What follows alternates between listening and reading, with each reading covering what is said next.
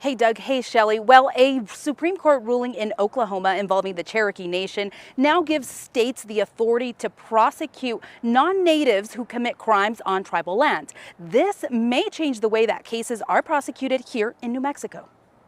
New Mexico is home to 23 pueblos and tribes. Each is a sovereign nation, meaning they have their own government and jurisdiction. Now, a Supreme Court ruling on an Oklahoma case may be changing that. Well, it's a bad decision. I mean, it's a decision that's at odds with legal precedent. I think it sets us back. That's the chief of the Cherokee Nation, where this Supreme Court decision came down. The decision says states are able to prosecute non-natives who commit crimes on native land. My concern is that it's at odds with long-standing legal precedent which respects tribal sovereignty and understands that tribes existed before there was a state.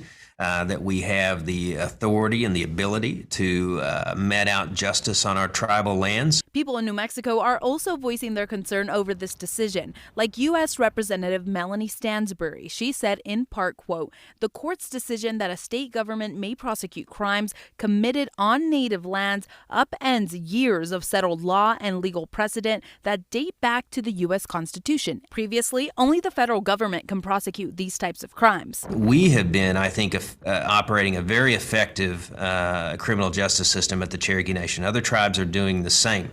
Again, we have over 100 agreements with local authorities to make sure people are safe. One Albuquerque attorney that usually deals with cases of missing, murdered Indigenous people tells me this ruling is something that she and other lawyers are reading through to see just how this will impact New Mexico and Native Americans.